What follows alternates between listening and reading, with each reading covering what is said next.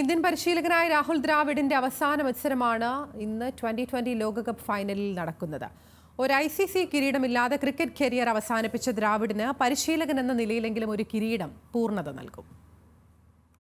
Indian പരിശീലകനായി രാഹുൽ ദ്രാവിഡ് അവസാന മത്സരത്തിന് ഇന്ന് ഇറങ്ങും.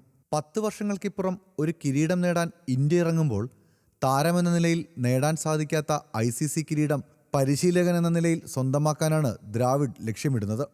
നീണ്ട 18 വർഷത്തെ ക്രിക്കറ്റ് ജീവിതത്തിൽ ഒരു ICC കിരീടം പോലും നേടാൻ രാഹുൽ ദ്രാവിഡിനായില്ല.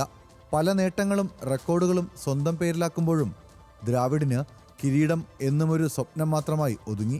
2002 പ്രതികൂല സാഹചര്യം മൂലം ഉപേക്ഷിക്കപ്പെട്ട ഫൈനൽ മത്സരത്തിൽ ഫൈനലിസ്റ്റുകളായ ഇന്ത്യയും ശ്രീലങ്കയും ചാമ്പ്യൻസ് ട്രോഫി പങ്കിട്ടിരുന്നു. ഇന്ത്യൻ ടീമിൽ ഉൾപ്പെട്ട ദ്രാവിഡിന് അത് കളിച്ചു നേടിയ വിജയമായിരുന്നില്ല. പിറ്റേ വർഷം നടന്ന ഏകദിന ലോകകപ്പിൽ ഇന്ത്യ ഫൈനലിൽ എത്തിയെങ്കിലും ഓസ്ട്രേലിയയോട് പരാജയപ്പെട്ടു. നായകനായെത്തിയ 2007 ലോകകപ്പിലും ഭാഗ്യം ദ്രാവിഡിനെയും സംഘത്തിനെയും തുണച്ചില്ല. 2007 2011 ഇന്ത്യ 2020 ഏകദിനത്തിലും ലോകകപ്പ് കിരീടങ്ങളിൽ മുത്തമിട്ടപ്പോൾ ദ്രാവിഡ് ടീമിലില്ലായിരുന്നു. 2021 ദ്രാവിഡ് ഇന്ത്യൻ ദേശീയ ടീം പരിശീലക കുപ്പായം അണിയുന്നത്.